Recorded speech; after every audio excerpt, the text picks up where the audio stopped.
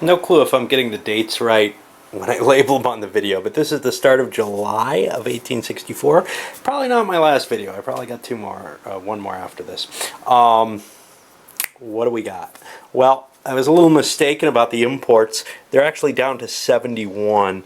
I missed that I had taken New Bern, which is 3 more. What we had was like 27 points or something off of the total. That leaves 13. 60% of that 13 is like 7, and that's all I got above my production. Assuming the production marker's in the correct place. You know, it's not worth counting everything just to make sure. Just like the victory points, it's really not worth counting everything to make sure.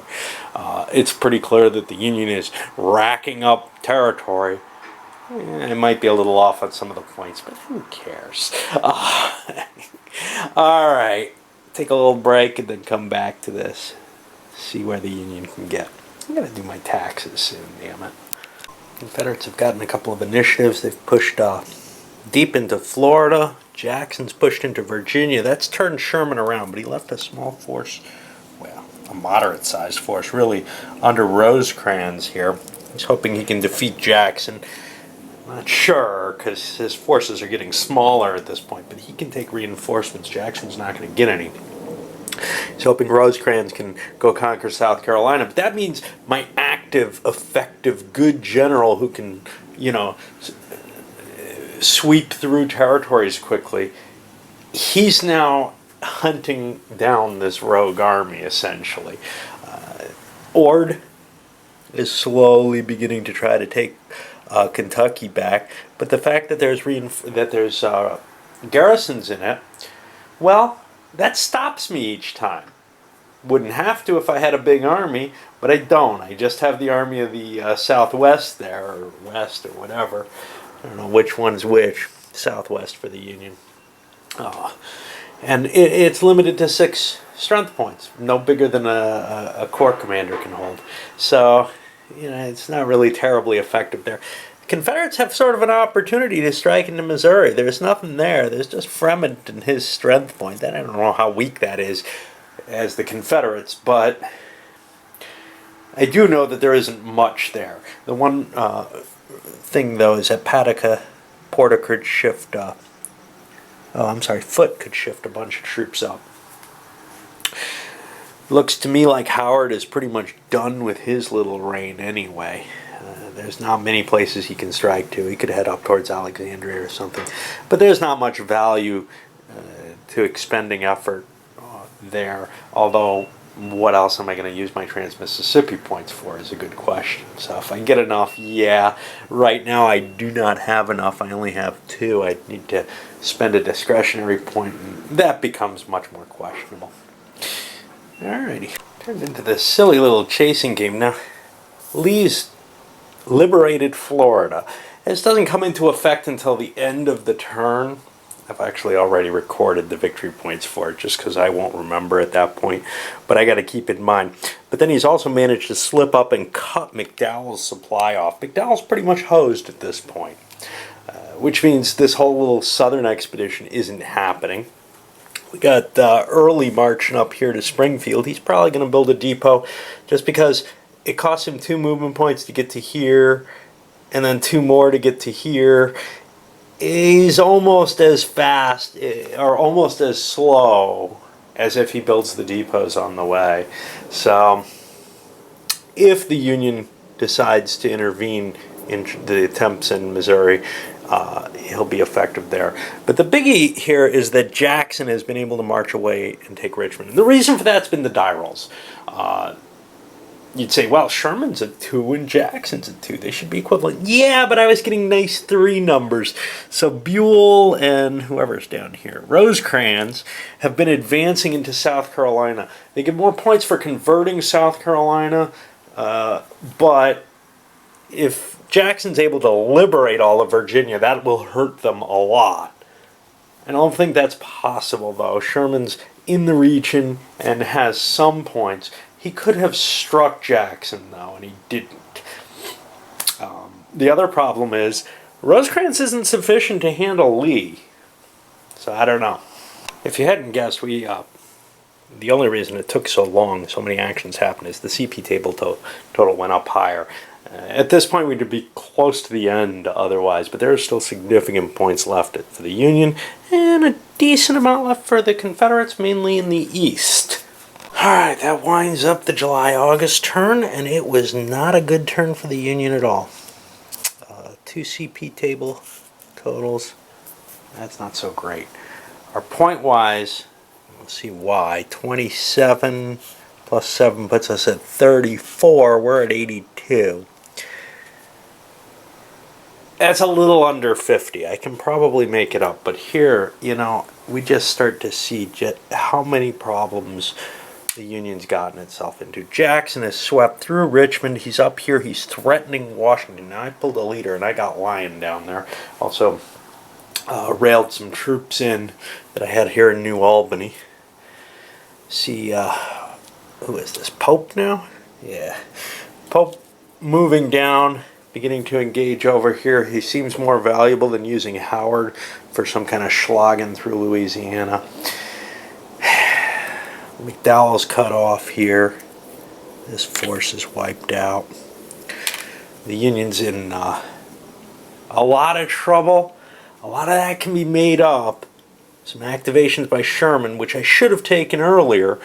I strike Jackson up here, defeat him, maybe wipe him out this turn, not advance with these two, and I'm further away from Lee.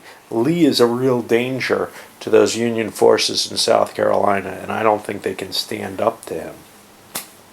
Elsewhere, well, Kentucky's open and all the way down. Really everything except along the Mississippi itself, where I have the fortifications, which are going to be a tough thing to deal with. Nothing else much happened. Alright, we'll go to the next turn. Now this is the election turn. I'm 2 points away. If Jackson gets Washington, it's over. Lincoln's gone. Yeah, 20 more points, 10 more points if he's not in supply. That's enough to end things. 2 more points might be enough. Sweeping in here makes things like, gee, maybe I could get New Mexico. Nah. Yeah, not without a leader, and Van Dorn's not the leader you want. You want somebody with a plus bonus. It's just not a real possibility. New Mexico's just too difficult to deal with. So where else? I don't know. I think the Union's going to get those 2 points. I think the war is going to continue, and I think the Union still has a fair shot of winning this overall, which to me is somewhat disgusting given how poorly they did early on, in my opinion. Both sides rolled a 6 for their activations, which is a pretty fair one, 6, 3, 2, 1, 3. And both sides picked the same theaters, the West first, then the East. So it should be fairly matched. The only problem is the Union Army is so far behind Jackson. I don't know how that's going to work out. I don't think it's good, but there aren't a lot of points to make it to the election. Let me make sure it's 50 points. If it's 75, I'm screwed. All right, well, let's get it going. No Confederate replacement, reinforcements, whatever. Union's got 6, 3 in the East, 3 in the West. It's a big deal. One problem they have with the West, they do have an army placed there, but they don't have one that they can channel troops into. Well, the new turn kicks off with September, October 64, something almost illegal. Burned Fort Scott, but got an infamous massacre and was able to burn Kansas City, someplace I couldn't normally reach with the native Indians. But it's within 3 hexes, so bang, bonus. The Union, it was only a 1-point action. The Union took a couple of reinforcements into Washington. I don't think I can take Washington with only 6 points. I don't know. Sherman's marched back up into Northern Virginia. He's taken Richmond. The points are clearly, the Union is in sufficient shape again. 84 now to 33. That's 51. 4 more here. I gotta remember these suckers. 4 more here, and I forgot to roll for the additional, didn't I? No. So yeah, I'm actually not quite there yet. Forget there's little bits of points, and I got to count the Western points too. So it's no guarantee. Now I think the Western points probably are about a wash. It's hard to tell. But what we've got is Jackson's been cut off now by Sherman marching up. He's cut Jackson's supply off. I'm counting on Jackson being able to withdraw from combat, but he's pretty much knocked out at this point just by Sherman's movement there. Lee, though, is free and has been marching up into South Carolina. Well, he's not quite there yet. He needs to make one more western march, and then he's got points for an eastern march as well. I'm leaving Jackson without spending any commands on him, just hoping he gets out of there. That's the end of the turn, and damned if I know if Lincoln just got reelected or not. I was hoping for an extended turn. It didn't happen. Lyon, once Jackson withdrew, he used some of his command points to push down, grab an extra point here, and he's trying to evade Sherman. Well, Washington's a little less out of danger, or a little less in danger, so I wanted to land somewhere. The best place I could have landed was Jacksonville. I could have run the guns of Fort Morgan instead of landing there, but I stupidly did not land in Mobile itself, which would be a 3-point swing. Of course, if I ran the guns going in, I'd have to run them going out, which is why I didn't want to go further, but that may cost the game. See if it did or not. The advances I made are pretty limited.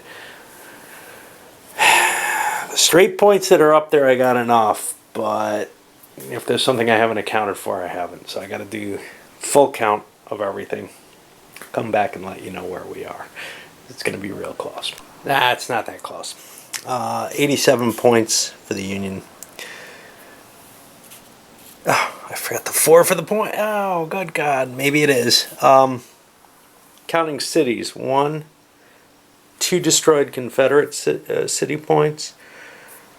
3 destroyed Union city points. That's 1 more point for the Confederates. So we're up to 7. CP table puts us to 34. Shipping is worth 4. That's 38. Yeah, I am going to have to double check my points. I'm 1 point short of the election if everything holds. 1 point. That would have been easy enough. That's what you get for not counting. Well, those numbers had gotten significantly out of whack. The Union I was only 1 point off with, but the Confederates I was hovering around here, and there's no reason for that. They hold Springfield and Mill Springs, and that's it. They've only got 2 victory points there. They didn't gain any victory points that I can remember for actions. They never took Washington, and I think that's it's only the Washington surrounding ones. So what we ended up with was a very close election. McClellan probably did a lot better than he did historically with that, but Lincoln's still in charge, and that means we will be pushing into turn 18 here.